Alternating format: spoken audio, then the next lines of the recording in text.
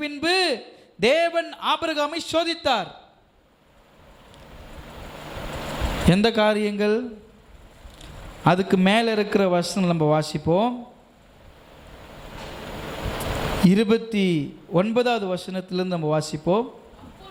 அப்பொழுது அபிமெலேக்கு ஆபிரகாமை நோக்கி, நீ தனியே நிறுத்தின 7 பெண்ணாட்டு குட்டிகள் என்னத்துக்கு என்று கேட்டான். அதற்கு அவன், நான் இந்த துருவு தோன்றினதை குறித்து நீர் சாட்சியாக இந்த 7 பெண்ணாட்டு குட்டிகளை என் கையில் வாங்கி கொள்ள வேண்டும் என்று சொன்னார். அவர் துறவு நோன்றாரு. ஆபிரகாமுக்கு எடுக்கிற எல்லா காரியங்களிலும் போராட்டங்கள், பிரச்சனைகள் ஏற்படுகிறது. கர்த்தர் அடையாளங்களை கொடுக்கிறாரு. இந்த இடத்துல என்ன நடக்குதுன்னு அவர் சொல்றாரு. சோதிக்கிறது அவங்க கிடையாது. யார் சோதிக்கிறது? ஆபிரகாமை கர்த்தர் சோதித்தாரு. நம்மளை சோதித்து அறிந்த பிறகுதான் நம்மிடத்துல கர்த்தர் கனமான மகிமையான காரியங்களை நம்மகிட்ட கொடுப்பார். அல்லேலூயா. அதான் சொல்லுவாங்கள்ல, தடி எடுத்தவங்கெல்லாம் என்ன ஆக முடியாது? நல்லா சொல்லுங்க. தடி எடுக்கிறவங்கெல்லாம் தண்டலுக்கராயிட முடியாது. அங்கி போடுற எல்லாரும் போதகராயிட முடியாது. கயிறு கட்டுற எல்லாரும் போதகராயிட முடியாது. தடி எடுக்கிறவங்களாம் தண்டலுக்கராயிட முடியுமா? சார், சோதிக்கப்படணும். ஆபிரகாம் சோதிக்கப்பட்டார். அதன் பிறகுதான் சொல்றார் ஆண்டவர், நான் உன்னை சோதித்தேன், உன்னை நீ எல்லாத்துலையும் என்ன பண்ணிட்ட? பாஸ் பண்ணிட்ட. பிள்ளைங்களுக்கு இப்போ தேர்வு நடக்குது. என்ன தேர்வு அது? காலாண்டு தேர்வு. காலாண்டு அவங்க இந்த அகாடமிக்கு ஸ்டார்ட் பண்ணி காலாண்டு முடிய போது இந்த காலாண்டில் அவங்களுக்கு தேர்வு நடக்குது. எதுக்குன்னா, இந்த காலாண்டில் அவங்க எல்லா பாடங்களையும் கரெக்டாக படிச்சுக்கிறாங்களான்றத சோதித்த பிறகு அவங்களுக்கு மார்க் போட்டு 10 நாள் லீவ் விட்டு பேப்பர் கரெக்ஷன் பண்ணி அவங்க என்ன பண்ணுறாங்க, நீ பாஸ் பண்ணிட்ட, 98 மார்க் எடுத்துக்கிறேன்னா வெரி குட், நீ முட்டை எடுத்துக்கிற. முட்டைன்னு இல்லாத சிரிப்பு. 98 எடுத்தோம் நான் முறைச்சி பார்த்தாங்க. முட்டை எடுக்கிறோன்னா சிரிக்கிறாங்க. ஏன்னா நம்ம எல்லாம் முட்டையாக எடுத்துக்கிறோம். முட்டைன்னா ரொம்ப இஷ்டம் பாருங்கள். படிக்கும்போதே நான் முட்டை தான் வாங்கியிருக்கிறோம். ஸ்கூலுக்கு போகிறதே முட்டைக்கு தான் போவாங்க. பார்த்தீங்களா? எம்ஜிஆர் முட்டை போட்டார். அவன் சொன்னான், எம்ஜிஆர் முட்டை போட்டார். வேறு யார்? கருணாநிதி 2 முட்டை போட்டார் சொல்லியிருந்தான். அவன் சொன்னான், அவங்க எங்கே முட்டை போட்டாங்க, கோழி தான் முட்டை போட்டுச்சு. நான் ஒருத்தன் எம்ஜிஆர் முட்டை போட்டார், கருணாநிதி 2 முட்டை போட்டாருன்னா அவன் சொன்னான், அவங்கெல்லாம் முட்டை போடல, கோழி தான் முட்டை போட்டுச்சின்னு. ஸ்கூலில் கொண்டு வந்து அறிமுகப்படுத்தினாங்க. அந்த திட்டத்தை கொடுத்தாங்க. அவர் எல்லாம் சொல்லுவாங்க, பெரியவங்க, எம்ஜிஆர் தான் முட்டை போட்டாராமே, கருணாநிதி முட்டை போட்டாராமே, ஜெயலலிதா முட்டை போட்டாங்களாமே. ஸ்கூலில் சார் கொடுத்தா முட்டை போடுறாரு, டீச்சர் கொடுத்தா முட்டை போடுறாங்க. என் பேப்பரில் இல்லை, காலாண்டு தேர்வு. நம்ம வாங்காத முட்டையா? அவங்க எப்படி முட்டை போட முடியும்? கோழி தானே முட்டை போடணும். ஞானமாக பேசுகிறான் ஸ்கூல் பையன். கோழி தான் சார் முட்டை போடும். அவங்க எங்கே சார் முட்டை போட்டாங்க? தம்பி, அவங்க தான் முட்டை கொடுக்க சொன்னாங்க. அப்படி சொல்லுங்கள். அவர் தான் முட்டை கொடுத்தார். பள்ளி மாணவர்களுக்கு டாக்டர் எம்ஜிஆர் முட்டை கொடுத்தார். பள்ளி மாணவர்களுக்கு டாக்டர் கருணாநிதி முட்டை கொடுத்தார். பள்ளி மாணவர்களுக்கு செல்வி ஜெயலலிதா முட்டை கொடுத்தார்கள். அப்படி சொன்னால் பரவாயில்ல. எம்ஜிஆர் முட்டை போட்டார், கருணாநிதி முட்டை போட்டார், ஜெயலலிதா முட்டை போட்டாங்க அப்படி சொல்கிறீங்களே. கோழி தானே முட்டை போடும். ரொம்ப அறிவாக பேசுகிறாங்க குழந்தைங்க. அதனால இந்த காலாண்டு தேர்வை அவங்க எந்த அளவுக்கு படிச்சுக்கிறாங்கன்றத எங்கே எங்கே எங்கே பார்க்கலாம்? அவங்க பேப்பரில் பார்க்கலாம். அது இன்னும் மண்டையில் ஏறிக்குதுன்றது பேப்பரில் தான் தெரியுமே. சிலது சில குழந்தைங்களுக்கு என்ன பார்த்தீங்கன்னா நல்லா மனப்பாடம் பண்ணி ஒப்பிப்பாங்க. எழுதுறதுக்கு வராது வேகமாக. மனசில் எல்லாத்துக்கும் ஆன்சர் தெரியும். ஆனால் என்ன ஒன்று, அழகாக எழுதுனுன்ட்டு அது அழகாக புள்ளி வச்சு கோடு போட்டு அதுக்கு டெக்கரேஷன் இப்படி கிறுக்கி அது முடிக்கிறவங்களையும் பெல் அடிச்சிருவாங்க, கூத்துருவாங்க. ஐயோ மறந்துட்டு வந்துட்டுனே. எனக்கு நல்லா ஞாபகம் இருந்துச்சு, வேகமாக எழுத முடியல என்னால். மிஷின் தான் வாங்கி மாட்டிவிடணும் கையில் இருக்கிற மாதிரி வேகமாக. எழுதுனா தானே.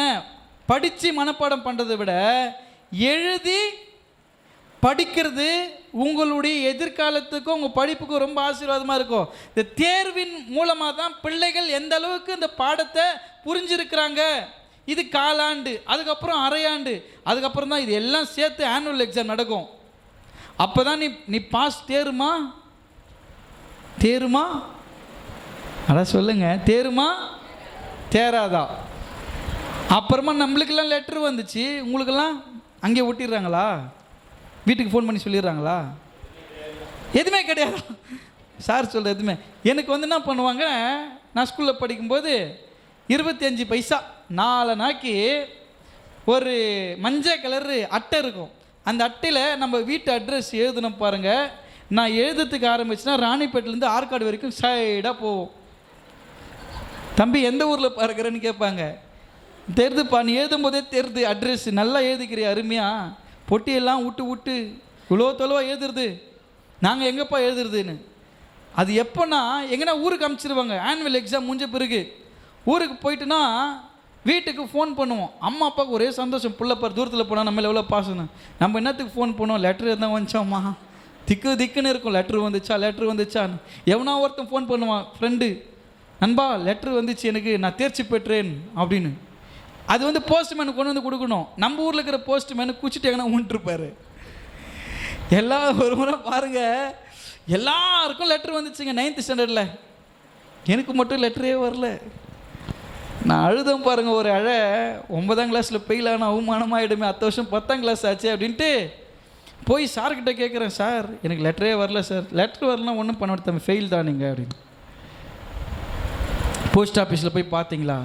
போஸ்ட் ஆஃபீஸில் போனால் இப்போ தான் சொல்கிறாங்க, அவர் குடிகாருங்க, அவர் ஏன்னா குடிச்சிட்டு ஊந்து கெடுப்பாருங்க, போஸ்ட் ஆஃபீஸில் போய் கேளுங்க அப்படின்னா. போய் கேட்டால் எத்தனை கொடுக்காம அந்த பாவி அங்கே ஊந்து கெடுக்குறாங்க.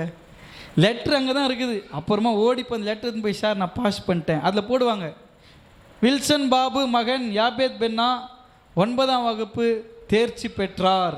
ஆப்பா, தேர்ச்சி பெற்றார். அப்போ நீங்கள் தேர்ச்சி பெறனா நல்லா படித்து எக்ஸாம் எழுந்தால் தானே தேர்ச்சி. அதுதான் உங்களை சோதிக்கிறது அப்படின்றது. இந்த எக்ஸாமு பெரிய சோதனை பிரதர்.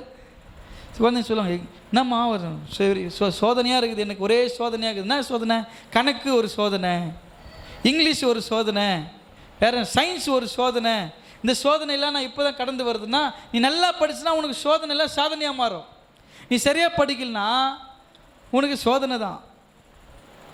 அப்போது நம்மளுடைய தேர்ச்சி எங்கே தெரியும்? பேப்பரில் தான் தெரியும். பாரு, வனிதா மக்கா நிறைய தேர்ச்சி பெற்றுருக்கிறாங்க போல். அவங்க பேப்பரில் காட்டணும். வாய் தான் சில குழந்தைங்களுக்கெல்லாம் பார்த்தீங்கன்னா, சில பாப்பாங்க தம்பிங்கெல்லாம் வாயிலே நான் எடுத்துறேன் போ, அதெல்லாம் பாஸ் பண்ணுறோம் போ, இதுனா நம்மளுக்கு அம்மா மாதிரியா, நான் எடுத்துறேன் போ, பாஸ் பண்ணுறோம் போ. அப்புறம் ரிசல்ட் வந்து உட்காந்து மூலையில் உட்காந்து அழுதுன்னு இருக்கும். ஐயோ அம்மா அடிக்காதப்பா என்கிட்ட பேசாத பூடுன்னுவாங்க. தேர்ச்சி பெறாதவர்கள். காலாண்டில் நீங்கள் படிக்கிற பாடத்தை சரியாக நீங்கள் எழுதுனா தான் அது உங்களுக்கு ஒரு சோதனை. அதில் வெற்றி பெறணும்னா நீங்கள் படிக்கணும். அதே போல் தான் கிறிஸ்துவ வாழ்க்கையில் கர்த்தர் நமக்கு சில சோதிக்கிறார். அவர் சோதிக்கும் பொழுது சோதனைக்கு ஒப்பு கொடுத்த பிறகு தான் நம்ம அதில் தேர்ச்சி பெற்ற பிறகு நமக்கு ஆசீர்வாதங்கள் நிறைவு வரும். அல்லேலூயா. தேர்ச்சி பெறாமல் நிறைவு வருமா மிஸ்ஸஸ் பூமணி? வராது. தேர்ச்சி பெறணும். சோதனையை சகிக்கிற மனுஷன் பாக்கியவதி. நீ பாக்கியவதியாக மாறணும்னா பண்ண சோதனையை. ஆமாம், எல்லா பேச்சு கேட்டு தான் ஆகணும். எல்லாத்துக்கும் ஒரு காதில் வாங்கி விட்டுணும். சோதனையை சகிக்கிறவர்கள் தான் பாக்கியவனாக மாற முடியும். சோதனை சகிக்கிறவங்க தான் நீங்கள் பாக்கியவதிகளாக மாற முடியும். சோதனையை சகிக்காம என்னப்பான்னு ஆண்டவர்கிட்ட வந்து கேள்வி கேட்கக்கூடாது. நீ சோதனை ஏற்றுக்கொள்ளுகிறாயா, கர்த்தர் உன்னை பாக்கியவனாக மாற்றுவார். இப்போ கர்த்தர் சோதிக்கிற காரியம் எதுக்காகன்னு பார்த்தீங்கன்னா, நம்ம ஆசீர்வதிக்கப்படனா சோதனையை அனுபவித்து ஆகணும். ஆசீர்வாதம் வேணான்னா நம்மளுக்கு சோதனை ஒன்றும் அவசியம் கிடையாது. தேர்ச்சி பெறவர்களுக்கு தான் தேர்வு. சார் கரெக்டா சார்? தேர்ச்சி முன்னேற்றத்தை விரும்புகிறவர்களுக்கும் தேர்ச்சி விரும்புகிறவர்களுக்கு தான் என்ன தேவை? தேர்வு தேவை. வாழ்க்கையில் முன்னேற்றமும் தேர்ச்சியும் பெற விரும்பாதவர்களுக்கு தேர்வு அவசியம் இல்லை. அவர் டிஸ்கண்டினியூ பண்ணிட்டு போயிடுறாங்க ஆடு மாடு ஓட்டிக்கிட்டு. உங்கள் வாழ்க்கையில் கிறிஸ்துவை நீங்கள் அறிந்து கொண்டீர்கள் என்றால், உங்கள் வாழ்க்கையில் வருகிற சோதனையை நீங்கள் ஏற்றுக்கொண்டீங்கன்னா அது உங்களுக்கு ஆசீர்வாதமாய் மாறும். ஆபிரகாம் அந்த சோதனையை சகித்தார். சோதனை கர்த்தர் சோதிக்கும் பொழுது அவர் பொறுமையாக இருந்தார். சோதிக்கும் பொழுது நம்ம எப்படி இருக்கணுங்க? பொறுமையாக இருக்கணும். எக்ஸாம் டைமில் பொறுமையாக இருக்கணும். மனரமியமாக எக்ஸாம் எழுதணும். ஆத்திரமாக அவசரமாக 2வது கொஸ்டினுக்கு 3வது ஆன்சர், 3வது கொஸ்டினுக்கு 5வது ஆன்சர் எழுதி வச்சுட்டு அதுங்களே தலையில் கொட்டிக்கணும். டொக்குன்னு ஐயோ தப்பாக எழுதி போட்டேன். ஒன்றும் சொல்ல வாயில் கை வச்சுனா கச்சுன்னு இருக்கும். பயத்தில் தப்பாக எழுதிட்டேன். அது ஒரு அடி, இது ஒரு அடி, இது எழுதி அது எழுதி, டைம் இல்லை, 10ல் பேப்பர் கட்டி கொடுனா எல்லாத்தையும் கடகடன்னு கிரிக்கிட்டு ரோபோ மாதிரி ஏதோ ஒன்று எழுதிட்டு அப்படியே காக்காலாம் பறக்கும், குருவிலாம் பறக்கும், கிடுன்னு ஏறும். எழுதிட்டு அப்படியே முடிச்சுட்டு சும்மா போட்டு அப்படியே கட்டி கொடுத்துட்டு அப்புறம் ஜோம் பண்ணுவோம், சாமி எப்படியா இந்த வருஷம் பாஸ் பண்ணிடணும், இதில் மார்க் ஏதாவது அவங்க கண்ணு மூடின்னு போட்டுருணும் ஆண்டவரே. எப்படி கண்ணு மூணு போடுவாங்க? நீ எழுந்து படிக்கிற மாதிரியா இருக்குது? ஆகவே நம்ம தேர்ச்சி பெறணும்னா நம்ம தேர்வில் கரெக்டாக எழுதணும். தேர்வு கரெக்டாக எழுதுனா பாடத்தை நல்லா கவனிக்கணும். நம்ம வாழ்க்கையில் நம்ம கிறிஸ்துவ அனுபவத்தில் கர்த்தர் நமக்கு போதிக்கிற கற்பனைகளின்படி வாழ கற்றுக்கொண்டு அவர் நமக்கு சோதித்து அளிக்கிற தேர்ச்சிக்கும் உயர்வுக்கும் தகுதியானவர்களாய் ஆக வேண்டும் என்றால் கர்த்தர் அனுமதிக்கிற சோதனைகளை நீங்கள் சகிக்கணும். அதன் பிறகுதான் உங்களுக்கு ஆசீர்வாதம் உண்டாகும். அடுத்ததாக கர்த்தர் நமக்காக இங்கே பாருங்கள், முதலாவது கர்த்தர் நம்ம என்ன பண்ணுறாரு? புடமிடுகிறார். கர்த்தர் நம்மை புடமிடுகிறார். 2வது கர்த்தர் நம்மை சோதித்தருகிறார். 3வது கர்த்தர் நம்மை சுத்தம் செய்கிறார். நம்மளை என்ன பண்ணுறார்? ஆண்டவர் சுத்தம் பண்ணுறார். யோவானது நற்செய்தியில் 15ஆம் அதிகாரம் 3-4 வசனங்களை நம்ம வாசிப்போம். நான் உங்களுக்கு சொன்ன உபதேசத்தினாலே நீங்கள் இப்பொழுதே சுத்தமாக இருக்கிறீர்கள், என்னில் நிலைத்திருங்கள், நானும் உங்களில் நிலைத்திருப்பேன். கொடியானது திராட்சை செடியில் நிலைத்திராவிட்டால் அது தானாய் கனி கொடுக்க மாட்டாது, நீங்களும் என்னில் நிலைத்திராவிட்டால் கனி கொடுக்க மாட்டீர்கள். ஆண்டவர் சொல்லுகிற உபதேசம் என்னவென்றால், நீங்கள் இப்பொழுதே சுத்தமாக இருக்கிறீர்கள். திராட்சை செடி, யாரெல்லாம் திராட்சை செடி பார்த்துருக்கிறீங்களா? பார்க்கலன்னா புருஷோத்தனா வீட்டுக்கு ஒரு முறை போயிட்டு வாங்க. நல்லா திராட்சை செடி நல்லா படர்ந்துருக்குது, நிறைய கனி விட்டுருக்குது. எப்படின்னா உங்கள் மரத்தில் இவ்வளோ திராட்சை கொடியில் எப்படி இவ்வளோ கனி வந்துச்சு அப்படின்னு கேட்கும்போது, நான் அதை வந்து க்ரூமிங் பண்ணேன் அப்படின்னு. என்ன பண்ணீங்கன்னா அது கிளைகளை நான் என்ன பண்ணேன், கிளையை வெட்டி விட்டுருவோம். அது மாதிரி பண்ணாதான் என்ன பண்ணோம், அது கனி கொடுக்கும் அப்படின்னு சொன்னார். அவர் என்ன பண்ணியிருக்கிறாரு, எல்லா துளுத்து வர எல்லா செடியும் கட் பண்ணி விட்டார். கொடியை ஏற்றிட்டு அந்த கொடியில் இருக்கிற எல்லா இலைகளையும் கட் பண்ணி விட்டார். எங்கெல்லாம் இலை கட் பண்ணி விட்டாங்களோ அந்த இடத்துல என்ன வந்திருக்குது, கனி வந்திருக்குது. சுத்தம் செய்யப்படும் பொழுது தான் நான் கனி கொடுக்க முடியும். அதுதான் ஆண்டவர் சொல்கிறார். இந்த மூன்றாவது வசனத்தில் சொல்கிறார் பாருங்க, நான் உங்களுக்கு சொன்ன உபதேசத்தினாலே நீங்கள் இப்போதே சுத்தமாக இருக்கிறீர்கள். 4வது வசனம், என்னில் நிலைத்திருங்கள், நானும் உங்கள் நிலைத்திருப்பேன். கொடியானது திராட்சை செடியில் நிலைத்திராவிட்டால், இது ரொம்ப முக்கியமானது, திராட்சை செடியானது கொடியோடு அது இராவிட்டால் அது தானா என்ன பண்ணாது, தானாலாம் கனி கொடுக்காது. சுத்தம் பண்ணாதான் என்ன பண்ண முடியும், கனி கொடுக்கணும். அப்போ நம்ம கனி கொடுக்குற வாழ்க்கையாக இருக்குன்னா நீங்கள் ஆண்டவர்கிட்ட சொல்லணும், கர்த்தரை என்னை சுத்தம் பண்ணுங்க ஆண்டவரே, கனி கொடுக்கும்படி என்னை சுத்தப்படுத்துங்க. நீங்கள் எத்தனை பேர் ஆண்டவருக்கு கனி கொடுக்குறீங்க? ஆவியின் கனிகளோ அன்பு, சந்தோஷம், சமாதானம், நீடி, பொறுமை, தயவு, நற்குணம், சாந்தம், விசுவாசம், இச்சை அடக்கும். பாரு, ஆவியின் கனி ஒன்று எழுந்துக்கணும். ஏன்னா காலைல கரெக்டாக சொன்னான் அவன், தூங்கி இந்த குழந்தை எழுதுக்குது பாருங்க. என்ன தம்பி, ஆவியின் கனிகள் அன்பு, சந்தோஷம், சமாதானம், நீடி, பொறுமை, தயவு, சாந்தம், விசுவாசம், இச்சை அடக்கும். இப்போ நம்ம சுத்தம் பண்ணாதான் நமக்கு கனி கொடுக்க முடியும். நம்ம சுத்தம் பண்ணாமல் நம்ம கனி தானா கனி கொடுக்குமா? செடி தானா கனி கொடுக்குமாங்க? கனி கொடுக்கிற செடி எதுவோ அது இன்னும் கனி கொடுக்கும்படி கர்த்தர் என்ன பண்ணுறாரு, இன்னும் அதை சுத்தம் பண்ணுறாரு. நீ கடவுளுக்கு பிரியமா நடந்து கொள்ளும்படி, கடவுளுடைய சித்தத்தின்படி நீ செய்ய உன்னை ஒப்பு கொடுக்கும் பொழுது அவர் உன்னிலே நிலைத்திருக்கிறார், நீங்களும் அவரிலே நிலைத்திருப்பீர்கள். அப்பொழுது நீங்க மிகுந்த கனிகளை கொடுக்க முடியும். அல்லேலூயா. உலகத்தில் நான் நிலைத்திருந்தா எப்படி கனி கொடுக்க முடியும்? உலக காரியங்களை, உலக பாசத்தில் நான் பிணைப்பட்டிருந்தா எப்படி கனி கொடுக்க முடியும்? கர்த்தர் விரும்புகிறபடி வாழும் பொழுதுதான், அவருடைய சித்தத்தின்படி நான் வாழ்ந்தா மாத்திரம்தான் ஆண்டவருக்கு கனி கொடுக்க முடியும் பிரதர். அல்லேலூயா.